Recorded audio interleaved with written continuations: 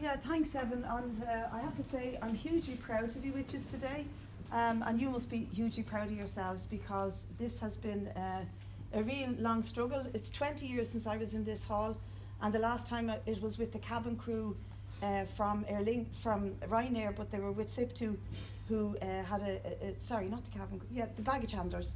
And that strike culminated, I think, in a real defeat for the baggage handlers, and that's evident today because they still haven't been organised. But it was, again, a very courageous strike and a very difficult one.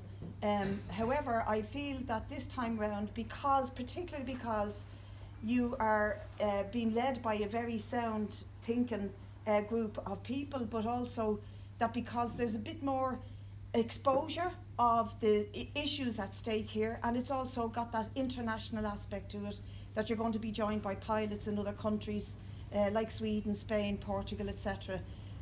But from my point of view and from my experience of this, I think that there's a rot at the top of this society, and the Irish state has facilitated one of the nastiest anti-union and very wealthy people to deregulate an industry for his interests and his profits.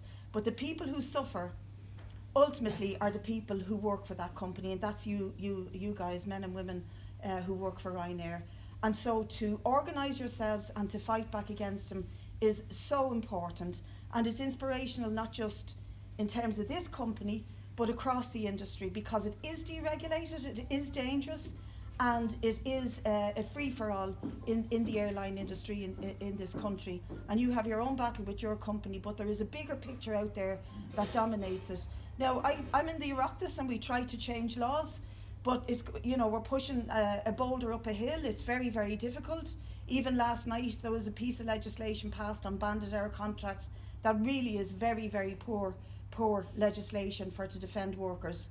There's another group of workers out striking today for union recognition, and they're a smaller group, but they're men and women who work for Lloyd's Pharmacy, one of the richest and biggest pharmaceutical companies in the world, who will not give them union recognition or not giving them anything other than 0-hour contracts. So this is going right across employment, and I think that your struggle is inspirational for everybody. I wish you huge success, and so far as I can stand on that dung heap called Dáil Éireann and be a spokesperson for you guys and for your struggle, I will do everything I can. And thanks very much for giving me the chance to address the meeting.